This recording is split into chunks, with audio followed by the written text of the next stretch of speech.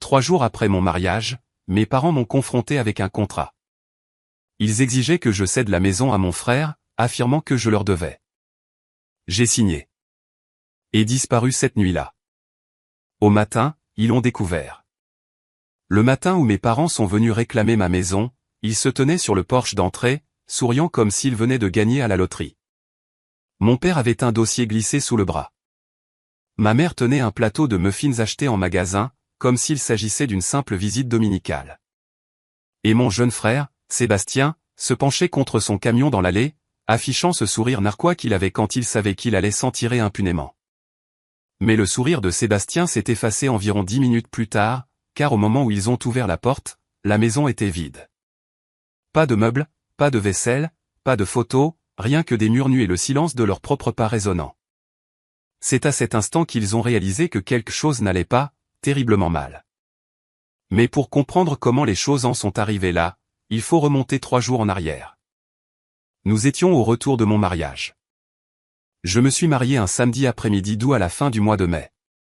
Ce genre de journée de printemps en Ohio qui ressemble à une promesse, ciel bleu, légère brise, l'odeur de l'herbe fraîche flottant par les fenêtres ouvertes de la petite église de la rue des Lilas. J'avais 38 ans, et c'était la première fois de ma vie que je sentais que quelque chose m'appartenait vraiment.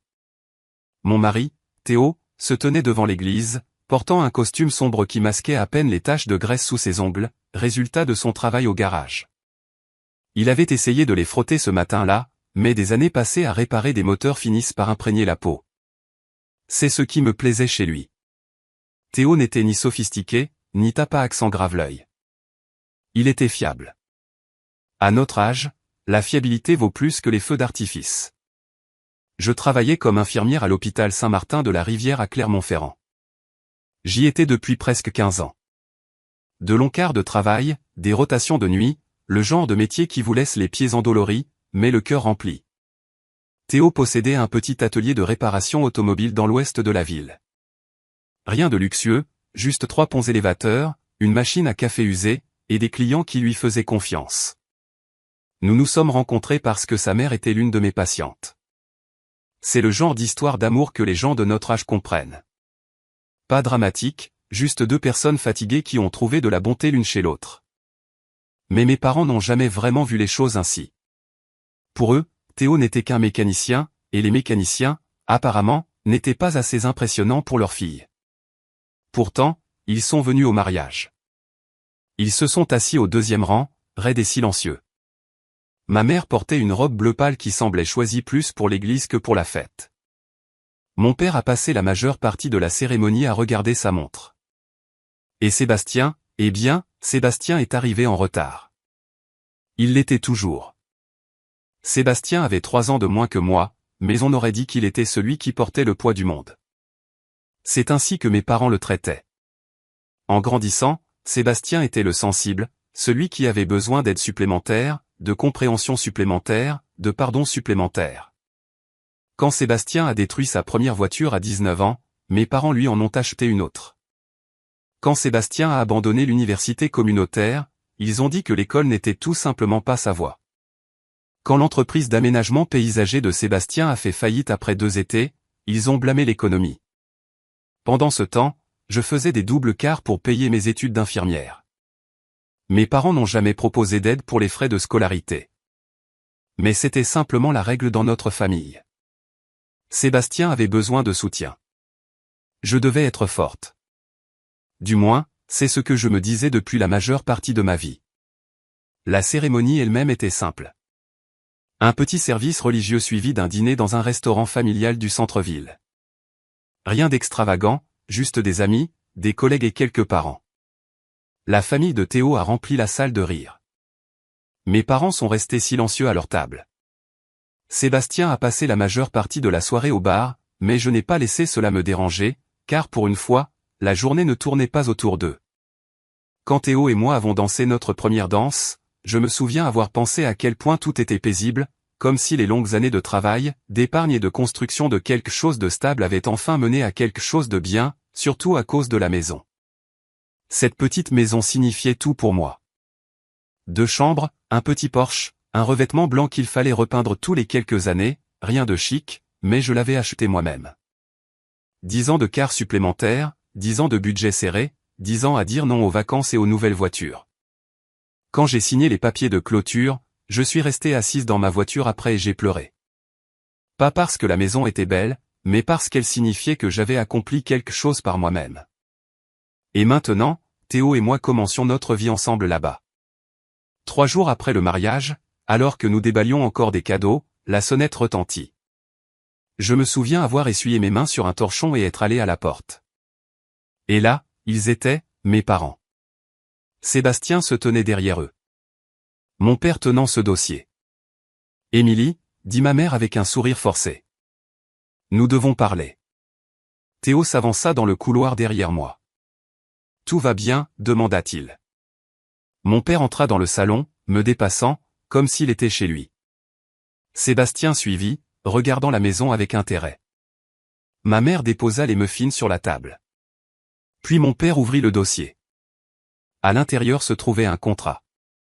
Il le fit glisser sur la table vers moi. Signe ça, dit-il. Je regardai le document. C'était un acte de transfert de propriété. Ma maison cédait à Sébastien. Je clignai des yeux. Je ne comprends pas. Sébastien s'éclaircit la gorge. Je démarre une nouvelle affaire, dit-il. Ma mère hocha rapidement la tête. Et ton frère a besoin d'un endroit où vivre pendant qu'il lance son projet. Mon père croisa les bras. Tu es redevable à cette famille, Émilie. Ces mots restèrent en suspens dans l'air comme une mauvaise odeur. Je regardai Théo. Il ne dit rien. Il regardait, c'est tout. Je me retournai vers mes parents. Pourquoi donnerais-je ma maison à Sébastien? Mon père soupira comme si j'étais difficile. Parce qu'il en a plus besoin que toi. Sébastien évita mon regard. Ma mère se pencha et posa sa main sur la mienne. Tu as toujours été la plus forte. Je sentis quelque chose de vieux et de familier se nouer dans ma poitrine. Cette même phrase, celle que j'entendais toute ma vie, tu es la forte. Ce qui signifiait en réalité, tu es celle qui renonce aux choses. Je regardai à nouveau le contrat. Puis je posai la question qui attendait en moi depuis 30 ans, si je signe ceci, est-ce que ce sera enfin suffisant? Mes parents n'hésitèrent pas. Oui, dit mon père. Et c'est à ce moment-là que je pris le stylo. Le stylo semblait plus lourd qu'il ne l'aurait dû. Ce n'était qu'un simple stylo à billes, en plastique bon marché, à encre bleue. Mais alors que je le tenais au-dessus de ce contrat, il portait le poids de 38 ans. 38 ans de fête d'anniversaire où Sébastien avait eu la plus grosse part de gâteau. 38 ans de Noël où ses cadeaux remplissaient la moitié du salon tandis que les miens tenaient parfaitement sous le sapin. 38 ans à entendre la même phrase, tu es la forte, Émilie. Je jetai un dernier regard à Théo. Il se tenait calmement près du comptoir de la cuisine, les bras légèrement croisés. Son expression n'était pas en colère. Elle n'était pas non plus confuse. Elle était calme, presque pleine d'attente. C'était Théo. Il ne se précipitait jamais dans les batailles des autres, mais il ne me quittait jamais non plus. La pièce était si silencieuse que j'entendais le bourdonnement du réfrigérateur derrière nous. Mon père tapa impatiemment sur la table. Eh bien, dit-il. Sébastien remua sur sa chaise. Allez, Émilie, murmura-t-il. C'est juste temporaire. Temporaire. Sébastien vivait temporairement depuis presque 20 ans. Emploi temporaire, appartement temporaire, idée d'affaires temporaire. Ma mère serra ma main. Tu t'en es si bien sorti, dit-elle doucement. Ton frère a juste besoin d'un petit coup de pouce. Je regardai à nouveau le contrat. Acte de transfert de propriété.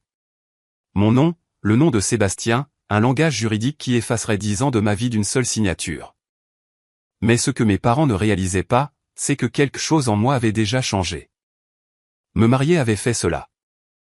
Parce que lorsque vous passez toute votre vie à être la personne responsable, vous commencez à croire que la responsabilité implique le sacrifice.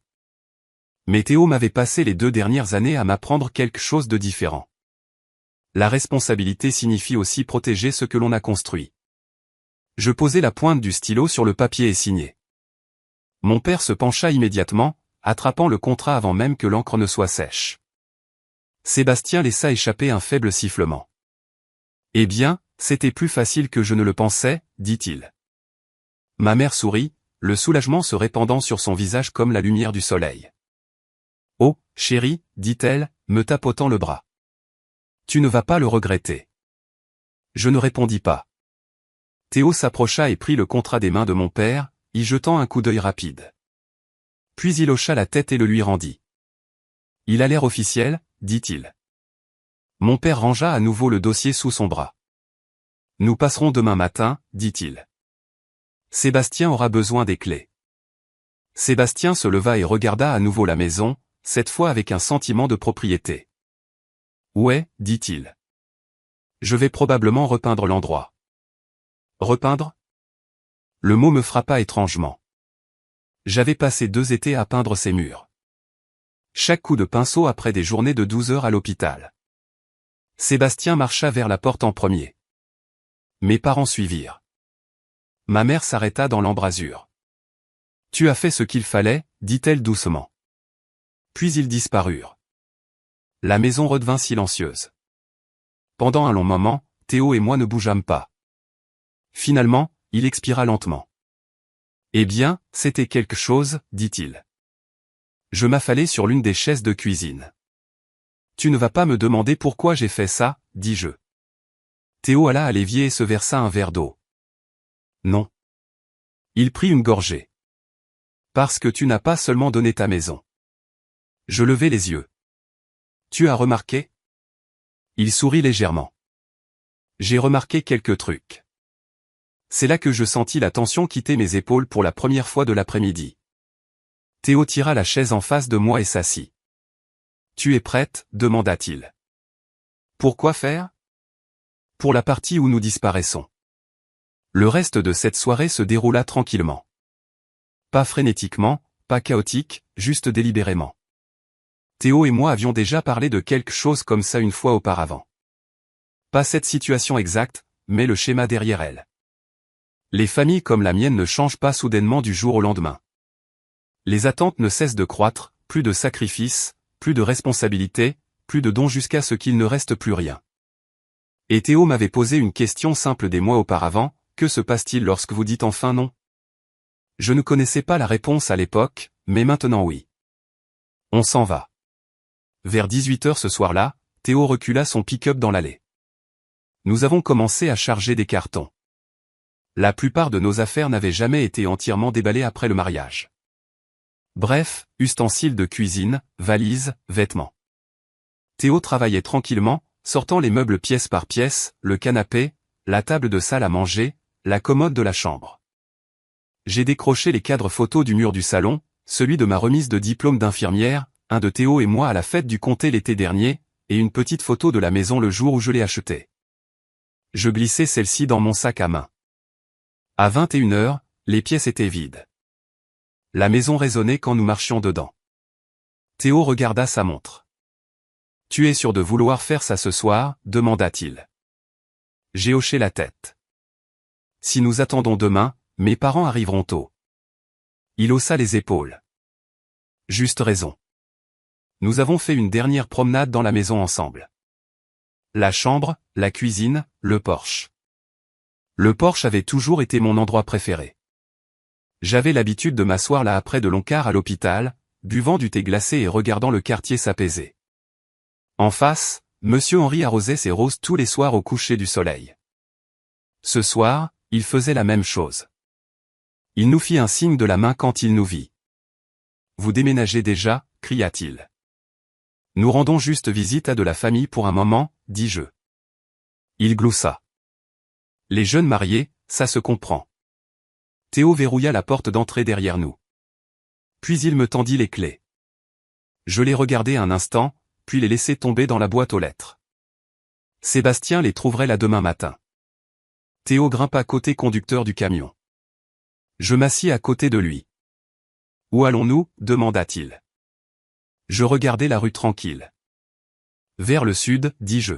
« Le sud » confirma Théo. Il démarra le moteur. Le camion s'éloigna lentement du trottoir. Je ne regardai pas en arrière. À 7h le lendemain matin, mes parents se garèrent dans l'allée avec Sébastien.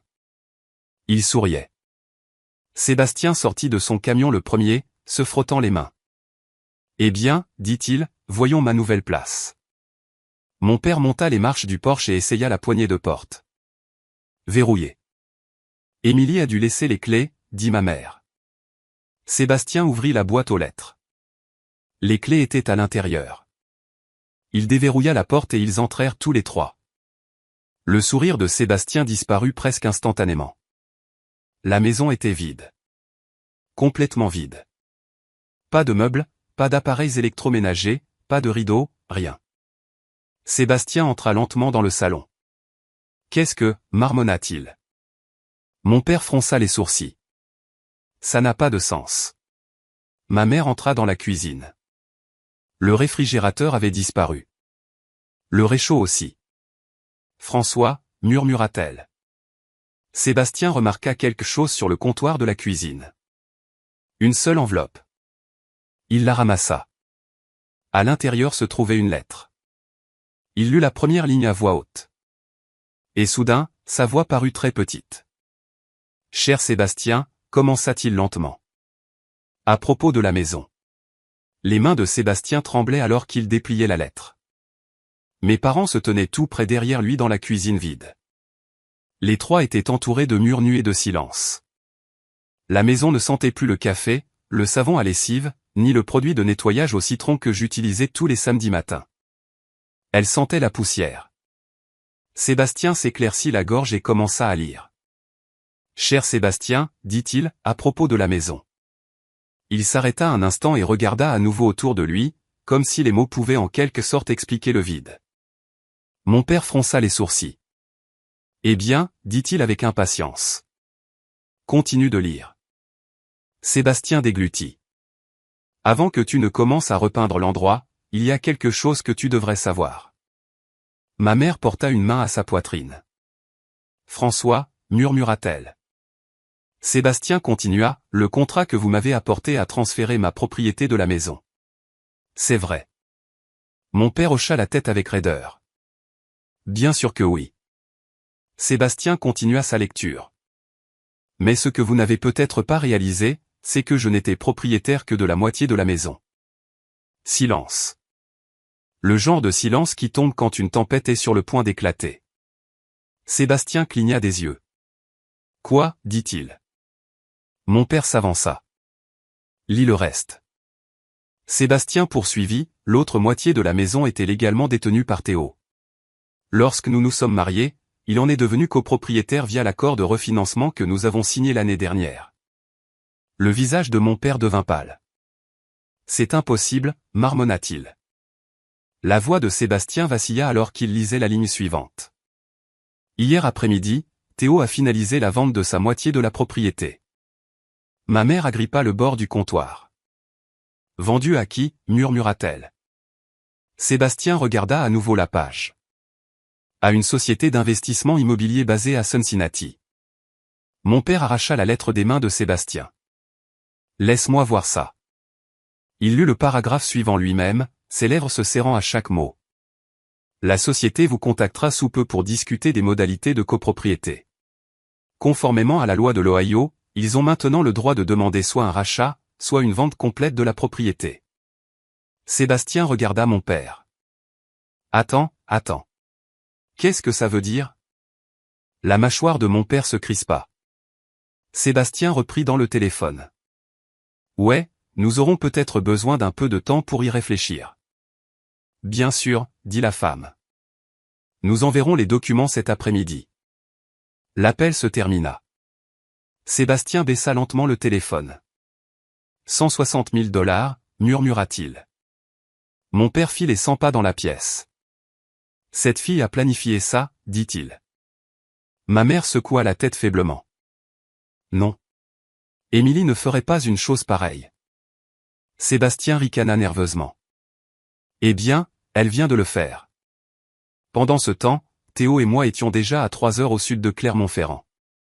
L'autoroute s'étalait devant nous en longues lignes grises, disparaissant dans les collines du Kentucky. J'étais assise tranquillement sur le siège passager, regardant les terres agricoles défiler. Pendant la première heure, aucun de nous ne parla. Puis Théo jeta un coup d'œil.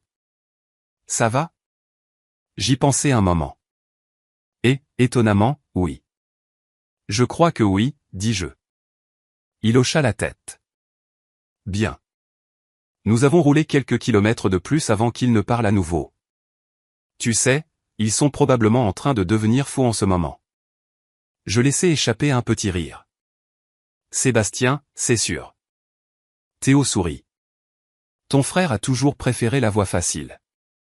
Je regardais les panneaux d'autoroute défiler. Cincinnati, Lexington, Nashville. Des endroits où je n'avais fait que passer auparavant. Tu te sens coupable, demanda Théo doucement. J'ai examiné cette question avec soin. Pendant la majeure partie de ma vie, la réponse aurait été oui. Mais quelque chose avait changé. Non, dis-je finalement. Il hocha à nouveau la tête. C'est sain. Nous avons roulé dans un silence confortable pendant un moment. Puis Théo posa la question la plus importante. Alors, où veux-tu atterrir? Je regardai par la fenêtre les collines vertes qui s'élevaient au loin. Ta ville natale, dis-je. Là-bas.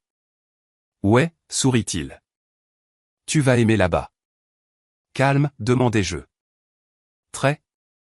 Je laissai ma tête reposer contre le dossier. Le calme semblait parfait, car pour la première fois de ma vie, je ne fuyais pas quelque chose. Je choisissais où aller. Et de retour à Clermont-Ferrand, en Ohio, mes parents commençaient à peine à comprendre quelque chose qu'ils n'avaient jamais attendu.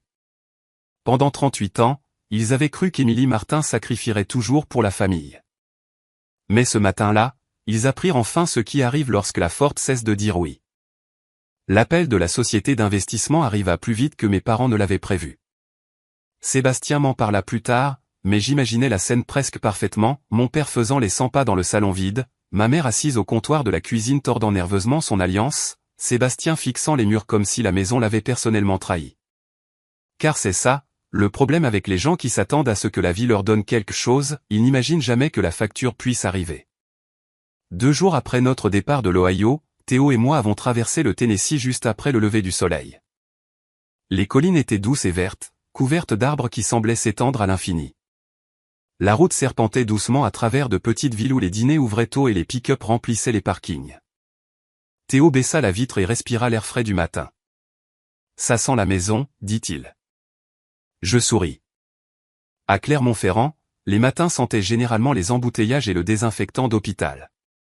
Ici, ça sentait l'herbe humide et la fumée de bois.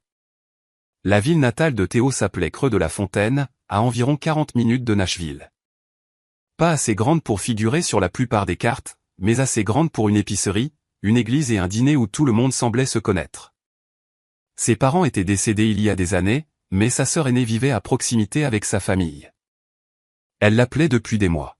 « Reviens », disait-elle toujours. « Tu travailles trop dur dans cette ville. » Maintenant, pour la première fois, Théo écoutait. Nous sommes entrés en ville vers 8 heures du matin.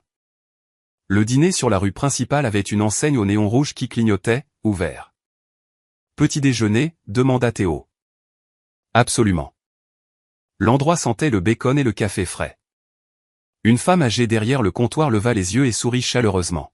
« Eh bien, je ne savais pas, dit-elle. »« Théo Dubois. » Théo rit. « Bonjour, Linda. » Elle fit le tour du comptoir et le serra dans ses bras. « Je pensais que tu avais oublié les gens de la ville. »« Jamais, dit-il. » Linda me regarda. « Et qui est-ce » Théo passa un bras autour de mes épaules. « Ma femme. » Ses sourcils montèrent en flèche. « Eh bien, maintenant, dit-elle, souriant plus largement. « Félicitations. » Nous nous sommes assis dans une banquette près de la fenêtre. Linda nous servit du café. « Les nouvelles vont vite dans les petites villes, dit-elle. Ta sœur a dit à la moitié du comté que vous pourriez revenir. » Théo gloussa. « Ça doit être ça. » Tandis que nous mangions des œufs et du pain grillé, quelque chose en moi commença lentement à se détendre. Pendant des années, ma vie avait été mesurée en quart d'hôpital, en factures, en responsabilités et en obligations familiales. Tout semblait lourd. Mais assise là, dans ce dîner calme, les choses semblaient plus légères, plus simples, comme si la vie m'avait soudainement donné la permission de respirer. De retour en Ohio, la situation devenait beaucoup moins paisible. Sébastien appela la société d'investissement cet après-midi-là. Cette fois, mon père écouta en mode haut-parleur. La même voix calme répondit, « Monsieur Martin, nous vous avons envoyé les documents ce matin. » Sébastien se passa une main dans les cheveux. « Oui, à propos de ça. Nous aurons peut-être besoin d'un peu de temps. » « Combien de temps ?» demanda la femme. Sébastien regarda mon père. « Quelques mois, peut-être. » Il y eut une courte pause. « J'ai bien peur que cela ne soit pas possible, » répondit-elle poliment. Sébastien fronça les sourcils.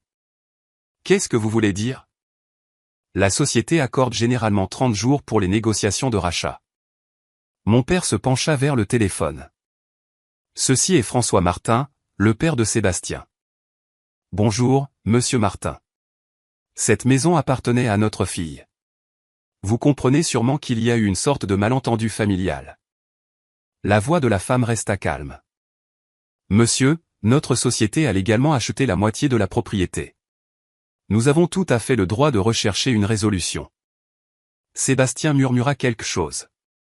C'est de la folie. Mon père tenta une autre approche. Écoutez, dit-il en baissant la voix. Nous avons juste besoin de temps pour rassembler les fonds. Combien de temps ? Demanda-t-elle à nouveau. Mon père hésita. Nous n'en sommes pas sûrs. Je comprends, dit-elle doucement. Cependant, sans accord de rachat, l'étape suivante serait une vente par partage. Sébastien se frotta les tempes. Qu'est-ce que ça signifie encore ? Cela signifie que la maison sera mise sur le marché libre et vendue. Le visage de mon père s'assombrit. Et notre moitié ? Vous recevrez la moitié du produit. Sébastien ricana amèrement. Ce n'est pas le plan. Malheureusement, répondit-elle, c'est la loi. L'appel se termina. Pendant plusieurs secondes, personne ne parla. Finalement, Sébastien donna un coup de pied dans le placard de la cuisine. C'est la faute d'Émilie. Ma mère tressaillit. Elle ne ferait pas ça juste pour nous faire du mal. Sébastien se tourna brusquement vers elle. Alors pourquoi ? Mon père regarda par la fenêtre. Parce qu'au fond, il connaissait déjà la réponse. Pendant ce temps, la sœur de Théo s'était arrangée pour que nous louions un petit chalet en dehors de la ville. Il se trouvait sur 2 acres de terrain entourés de grands chênes. Une clôture blanche bordait l'allée et un ruisseau étroit coulait derrière la propriété. La maison était vieille mais solide. 2 chambres, des planchers en bois qui craquaient doucement quand on marchait dessus et un large porche avec 2 chaises à bascule. Quand je montai sur ce porche pour la première fois, je sentis quelque chose que je n'avais pas ressenti depuis des années, la paix. Théo déposa nos sacs à l'intérieur. Alors, dit-il en étirant ses bras. Qu'est-ce que tu en penses ? Je regardais les champs calmes et les collines lointaines. Je pense, dis-je lentement, que c'est peut-être le premier endroit où j'ai vécu qui ressemble vraiment à chez moi. Il sourit. J'espérais que tu dirais ça. Plus tard dans l'après-midi, j'appelai la clinique communautaire de la ville. Ils avaient besoin d'une infirmière. Les petites cliniques ont toujours besoin. Le docteur posa quelques questions sur mon expérience hospitalière. Puis il dit quelque chose de simple, « Quand pouvez-vous commencer ?» Je regardai par la fenêtre de la cuisine les arbres se balancer au vent. « La semaine prochaine, dis-je. » Quand je raccrochai, Théo était debout dans l'embrasure de la porte. « Tu as eu le poste ? » « Ouais. » Il sourit. « Tu vois ? Un nouveau départ. » Je m'appuyai contre le comptoir. « Théo. » « Ouais. Penses-tu que mes parents comprendront un jour pourquoi j'ai fait ça ? » Il réfléchit un instant. « Peut-être un jour, dit-il. » Puis il ajouta doucement, « Mais d'abord, ils vont devoir comprendre ce qui se passe quand on pousse quelqu'un trop loin. » Et de retour en Ohio, cette leçon ne faisait que commencer. Sébastien m'appela 4 jours après que la société d'investissement eut envoyé ses documents. J'étais dans la petite clinique de Creux de la Fontaine, apprenant où étaient gardés les placards de fourniture, quand mon téléphone se mit à vibrer dans ma poche. Le numéro me semblait familier. Indicatif de Clermont-Ferrand. Pendant un moment, je fixais simplement l'écran. Théo, qui était assis dans la salle d'attente en remplissant des formulaires pour le programme de bénévolat de la clinique, leva les yeux. Ta famille, demanda-t-il doucement. J'ai hoché la tête. Il ne m'a pas dit de ne pas répondre. Théo n'avait jamais été cet homme-là. Au lieu de cela, il dit simplement, peu importe ce que tu décides, je suis là. Le téléphone continua de sonner. Finalement, je sortis sur le porche arrière de la clinique et répondis, allô? Pendant quelques secondes, Sébastien ne dit rien. Puis, sa voix parvint à travers la ligne. Émilie? Oui. Une autre pause. Où es-tu? Sa voix sonnait différemment de l'habitude. Moins suffisant, moins sûr de lui. Pourquoi? Demandai-je. Parce que maman et papa sont en panique. Je m'appuyai contre la rambarde du porche. Ça doit être stressant. Sébastien laissa échapper un souffle frustré. Ce n'est pas drôle. Je ne ris pas. Il y eut à nouveau un silence. Puis Sébastien alla droit au but. Tu dois réparer ça. J'ai failli sourire. Réparer quoi? Tu sais quoi, claqua-t-il. Toute cette histoire de maison. Le ruisseau derrière la clinique gargouillait doucement à travers les arbres. Je regardais l'eau couler sur les rochers. Qu'est-ce que tu penses que j'ai fait, Sébastien? Demandai-je calmement. Il ricana. Tu nous as trompés. Non, dis-je. J'ai signé le contrat que tu m'as donné. Ouais, mais tu as fait en sorte que la maison soit vendue. Soupirai-je doucement. Sébastien, tu m'as demandé de te donner ma maison parce que tu étais redevable à la famille. Les mots résonnèrent dans le jardin tranquille du Tennessee. Pendant un moment, nous ne parlâmes pas. Puis je lui posai une question que je m'étais posée pendant des années, pourquoi penses-tu ça? Sébastien hésita. Parce que c'est juste comme ça que les choses fonctionnent. Non, dis-je doucement. C'est comme ça que les choses fonctionnaient pour toi. Sa voix devint plus basse. Tu as toujours eu la vie plus facile. Je clignai des yeux. Plus facile? Tu étais le responsable. Maman et papa te faisaient confiance. Ils s'attendaient à ce que tu réussisses. Je laissai échapper un petit rire. Sébastien, sais-tu combien de quarts supplémentaires j'ai fait pour payer mes études d'infirmière? Ce n'est pas le sujet. C'est le sujet. Il ne répondit pas. Je continuai. Tu as détruit 2 voitures avant 25 ans. Maman et papa les ont achetées toutes les 2. C'était différent. Tu as abandonné l'université et ils ont dit que l'école n'était pas faite pour tout le monde. Sébastien se sentit visiblement mal à l'aise à l'autre bout de la ligne. Et alors? Tu nous punis maintenant? Non, dis-je. Je ne te sauve juste pas. Sébastien expira brusquement. Tu sais qu'ils vont perdre de l'argent à cause de ça. Je pensais à mes parents assis dans cette maison vide. Aux années de décision qui avaient mené à ce moment. Ils ont fait leur choix, dis-je calmement. Sébastien baissa la voix. Tu pourrais encore arrêter ça. Comment? Tu pourrais dire à la société de reculer. Ce n'est pas comme ça que fonctionnent les contrats. Il se tut à nouveau.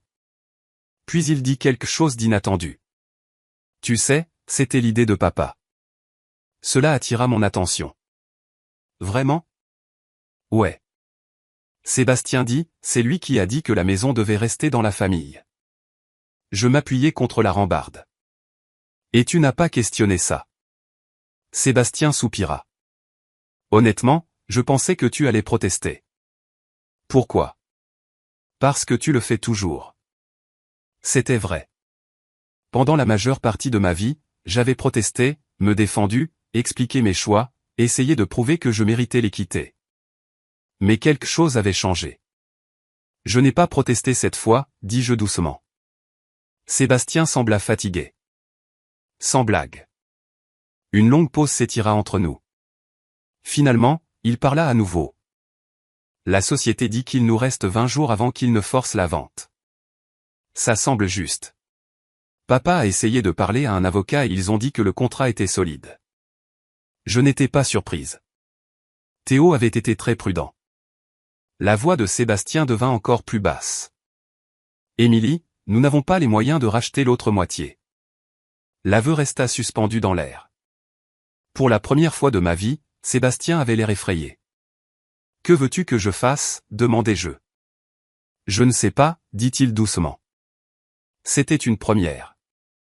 Une autre pause.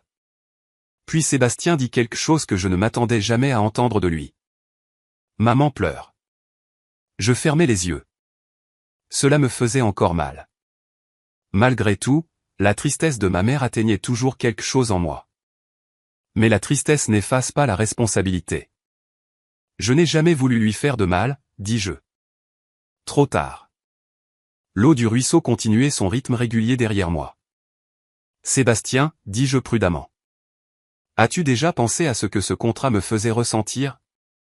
Il ne répondit pas. Tu es entré chez moi 3 jours après mon mariage et tu m'as dit que j'étais redevable à la famille. Sa voix s'adoucit légèrement.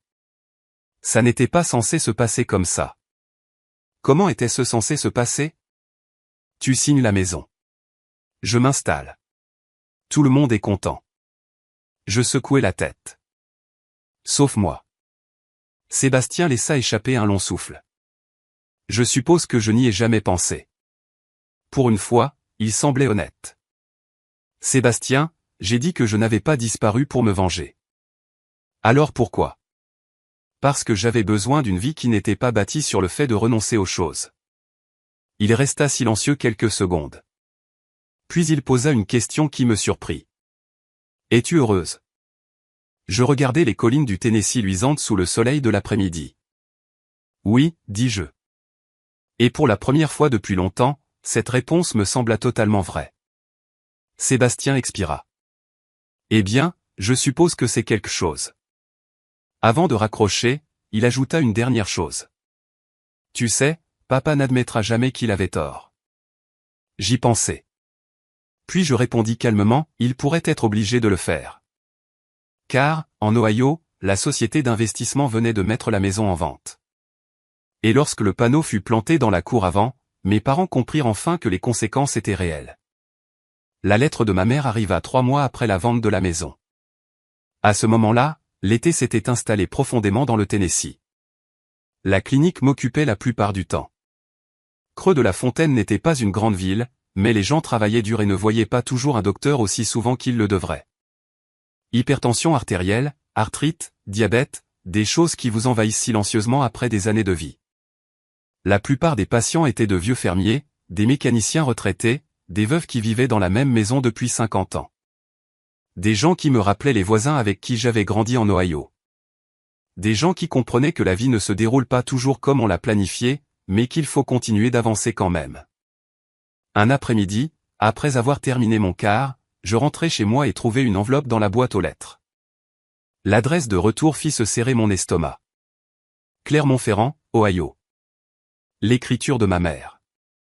Je restai là, au bout de l'allée de gravier, un long moment avant d'ouvrir.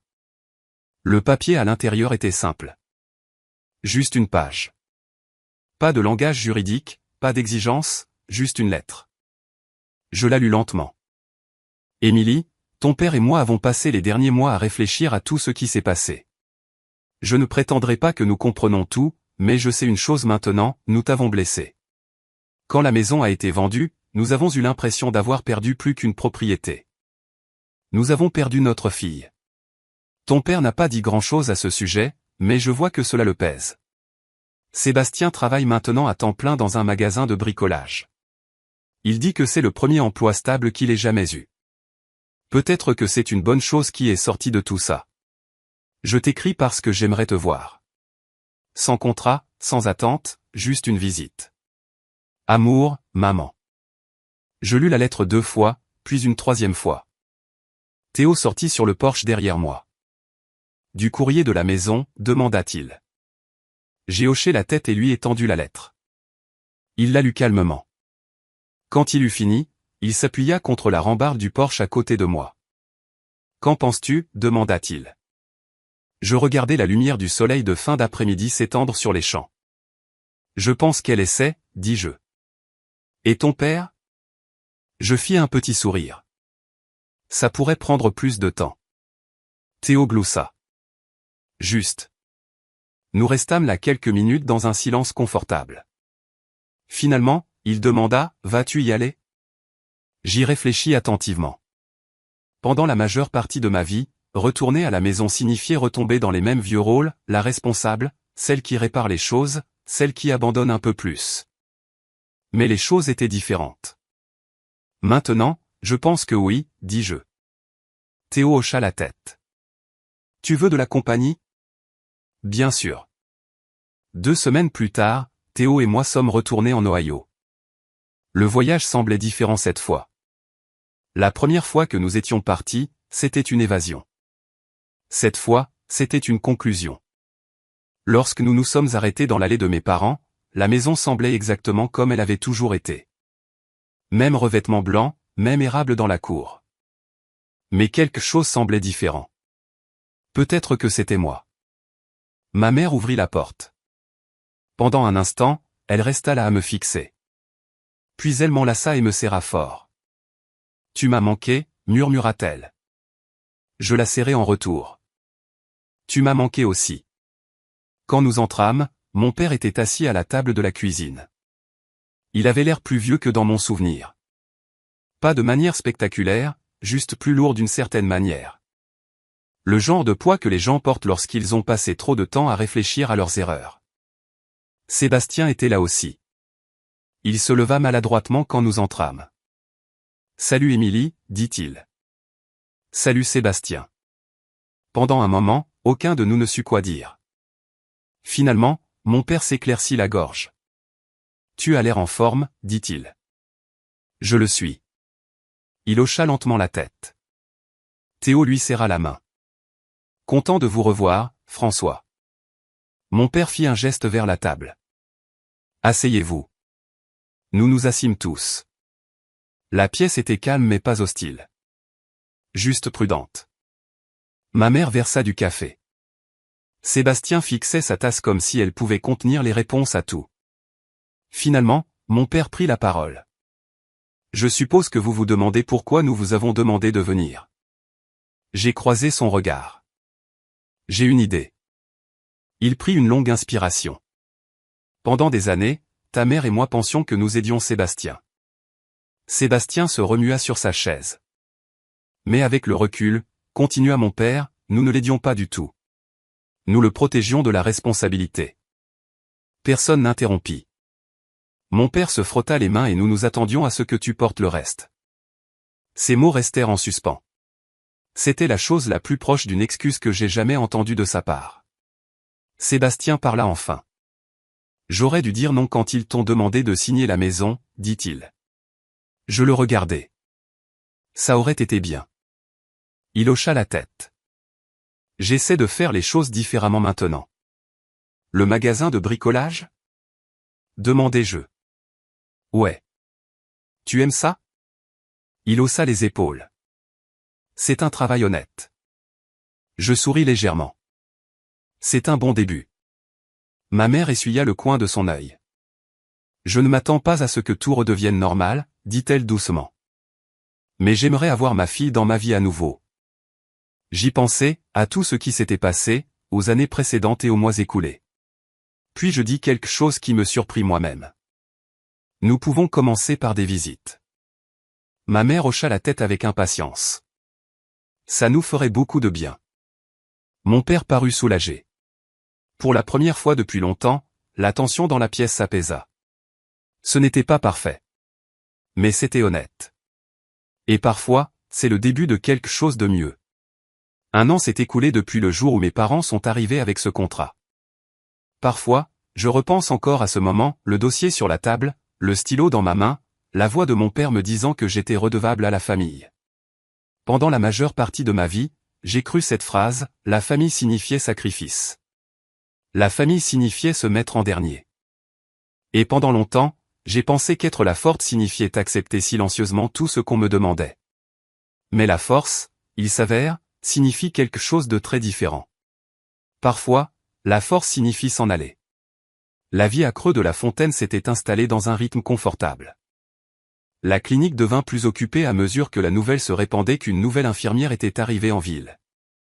La plupart des jours, je voyais les mêmes visages familiers, Monsieur Clément avec son hypertension obstinée, Madame Durand, qui n'oubliait jamais de prendre ses médicaments contre l'arthrite à moins que je ne l'appelle pour lui rappeler. Les gens ici ne bâclaient pas les conversations. Ils parlaient de leurs petits-enfants, de leur jardin, de la météo.